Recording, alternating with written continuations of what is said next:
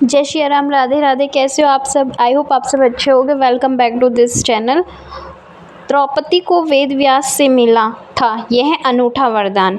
प्रज्ञा वाजपेयी।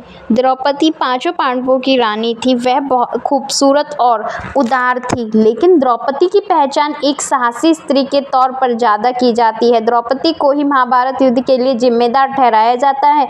वह एक ऐसी महिला थी जो अन्याय और अत्याचार सहकर चुप नहीं रह सकती थी। द्रौपदी के बारे में कई बातें ऐसी होती हैं जो शायद आपको नहीं पता होंगी। आइए जानते हैं द्रौपदी के बारे में बातें। द्रौपदी का नहीं था बचपन। द्रौपदी का कभी बचपन नहीं था। द्रौपदी के पिता तथा पांचाल के राजा द्रौपद ने द्रौपदी को निर्माण केवल एक ही उद्देश्य के लिए किया था, कुरु राजवंश को नष्ट करने के उद्देश्य से। ऐसा इसलिए क्योंकि कुरु राजवंश ने द्रोण को संरक्षण किया था, जिन्होंने अपने शिष्यों पांडवों और कौरवों की सहायता से पांचाल पर विजय प्राप्त की थी और पांचाल का विभाजन किया था। अतः द्रौपदी एक वयस्क के रूप में ही उत्पन्न हुई, जिसे ना तो बचपन मिला न पालन पोषण। द्रौपदी के स्वयंवर में दुर्योधन ने नहीं लिया था भाग। द्रौपदी के स्वयंवर में दुर्योधन ने भाग नहीं था। द्रौपदी के स्वयंवर में दुर्योधन ने हिस्सा ही नहीं लिया था। इसके पीछे वजह यह थी कि दुर्योधन कलिंग की राजकुमारी भानुमति से विवाह कर चुका था। उसने राजकुमारी से वादा किया था कि वह दूसरा विवाह नहीं करेंगे। दुर्योधन ने अपना वादा निभाया भी। वेद व्यास ने द्रौपदी को उनके वचन में ही यह बता दिया था कि उनके 5 पति होंगे। द्रौपदी ने वेद व्यास की बात को यह कहकर नकार कर दिया था कि उनके समाज में जिस स्त्री के एक से अधिक पति होते हैं उसे समाज निकृष्ट समझता है और उनके पति कभी ऐसा नहीं होने देंगे। द्रौपदी का स्वयंवर होते हुए भी असल मायनों में स्वयंवर नहीं था। द्रौपदी के पिता ने यह शर्त रख दी कि जो राजकुमारी मछली की आंख पर निशान लगा पाएगा वही राजकुमार वर्ण कर सकेगा।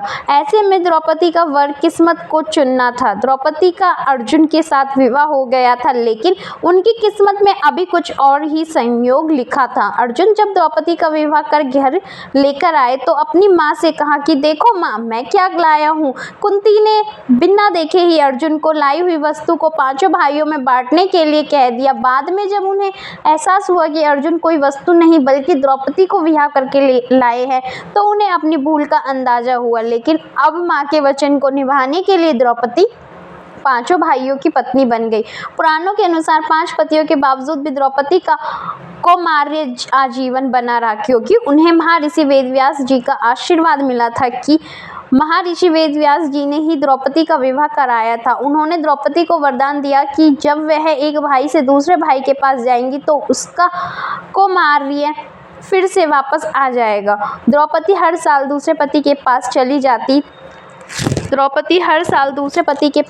जाती थी। इस दौरान किसी दूसरे भाई को द्रौपदी का देखना तक मना था। हर पति के पास जाने से पहले द्रौपदी अग्नि में होकर गुजरती थी, जिससे उनका कौमार्य वापस आ जाता था। द्रौपदी ने 5 पांडवों की पत्नी बनने से पहले एक शर्त रखी थी। द्रौपदी की शर्त थी कि वह किसी और स्त्री के साथ अपनी गृहस्थी कभी साझा नहीं करेंगे। उस समय बहुविवाह प्रथा के बावजूद पांडव इंद्रप्रस्थ में दूसरी पत्नियां नहीं ला सकते। हालांकि अर्जुन बाद में द्रौपदी की सहमति से अपनी दूसरी पत्नी सुभद्रा को लाए थे। श्री कृष्ण की सलाह से द्रौपदी ने सुभद्रा को अपने घर में जगह दे दी थी। द्रौपदी हर साल दूसरी पति के साथ रहती। द्रौपदी 5 पांडवों की पत्नी थी, लेकिन वह अपने पांचों पतियों को एक समान प्यार नहीं करती थी। वह सबसे ज़्यादा अर्जुन से प्रेम करती थी, लेकिन दूसरी तरफ अर्जुन द्रौपदी को वह प्यार नहीं दे पाई, क्योंकि वह कृष्ण की बहन सुभद्रा से सबसे ज़्यादा प्यार करते थे। और सभी पांडवों ने द्रौपदी के अलावा भी शादी रचाई, लेकिन द्रौपदी की शर्त के मुताबिक इंद्रप्रस्थ नहीं लाए।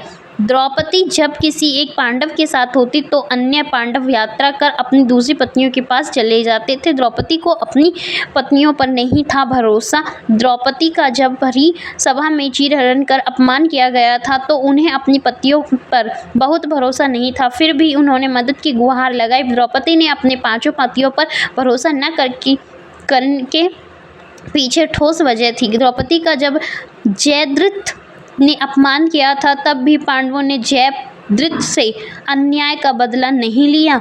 निर्वासन के आखिरी वर्ष में द्रौपदी का अपमान करने वाले किच्चक को भी पांडवों ने नहीं मारा, क्योंकि उन्हें अपना भेद खुल जाने का डर था। जय श्री राम। वीडियो अच्छी लगी हो तो प्लीज़ चैनल को लाइक एंड सब्सक्राइब करना ना भूलें। Thank you for watching this video.